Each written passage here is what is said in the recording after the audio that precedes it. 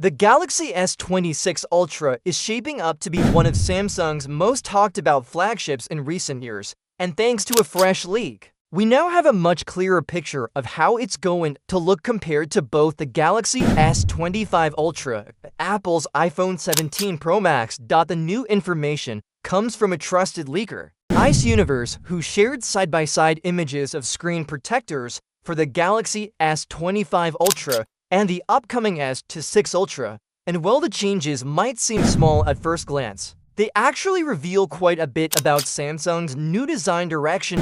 So, what's new? First off, the Galaxy S26 Ultra will have curvier corners than its predecessor. This marks a notable shift away from the sharp, squared-off Note-style design that the Ultra series has been known for since the Galaxy Note line merged with the S lineup. The corners aren't as round as those on the iPhone 17 Pro Max, but they're definitely smoother than what we've seen on the S25 Ultra. This move makes the phone look slightly softer and more modern, but not everyone will be happy about that. Some longtime Samsung fans prefer the old, boxier design because it gives the phone a more professional and distinctive look. The leak also suggests that the Galaxy S26 Ultra will be slightly taller and wider than the Galaxy S25 Ultra. To put that in perspective, the new model will reportedly measure 163.4 millimeters tall, compared to 160.8 millimeters on the S25 Ultra.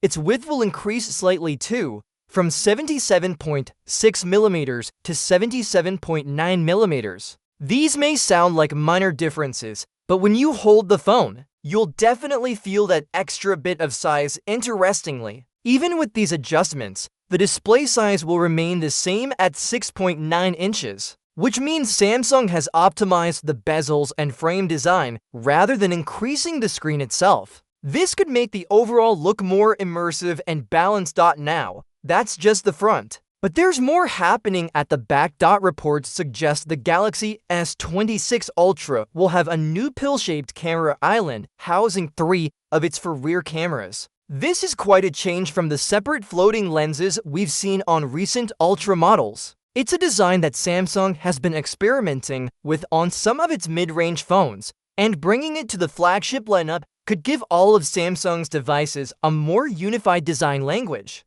However, this shift also makes the S26 Ultra look a bit more like Samsung's cheaper phones, which could upset some fans who prefer their premium devices to stand out visually. Still, there's no denying that a camera island can help make the back look cleaner and more organized. As for the build, leaks say the S26 Ultra will be thinner overall, though the camera bump will stick out slightly more than before. Despite that, the phone could actually be a touch lighter, around 217 grams, compared to the previous model. So even though it's taller and wider, it might feel easier to handle thanks to better weight distribution and curved edges. Of course, these design tweaks aren't the only changes coming to the S26 Ultra. Under the hood, Samsung is reportedly packing in new, faster internals, including a next-generation processor and upgraded camera sensors. The goal seems to be improving overall performance, photography, and efficiency without drastically changing the user experience, but all of this comes at a price. Literally, according to industry reports, component costs have gone up across the board. Chipsets, camera modules, and memory prices have all increased significantly in the past year. That means Samsung might have no choice but to raise the price of the Galaxy S26 Ultra.